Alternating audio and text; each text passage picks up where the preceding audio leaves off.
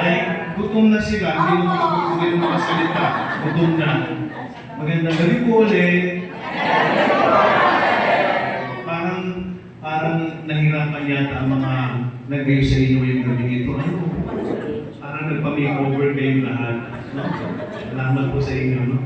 So, binabati ko po ang ating Hermandad 2025 sa kanilang kauna-unahang activity for this year.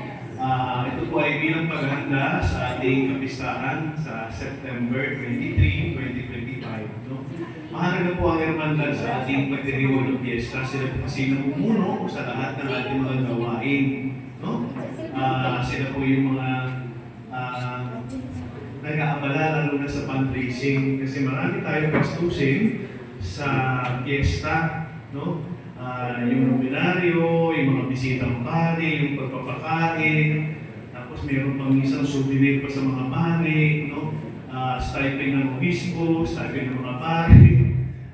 Marami pong gastusin, pero yun po ay para maging masaya at makabuluhan ng ating kapistahan. Kung sana po ay supportahan natin lagi yung mga activities na Hermandad. Ito pala yung una, mayroon pang mga kasunod to, diba? Si Ate Elit.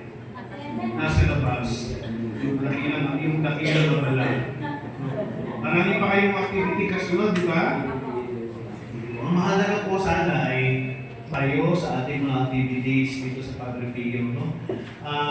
Kasi po sana hindi nagiging, pag tayo na nagiging busy, alam po, pag simula ng simbang gabi, Pasko, Fiesta, at mga araw, nagiging busy tayo, di po ba? Di ba? Pag tayo nagiging busy, minsan nagkakaaway-away tayo. Diba?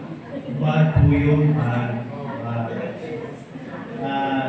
Ginagamit yung ating pagiging busy ng ating kaaway na nitanim para pag-away-awayin tayo.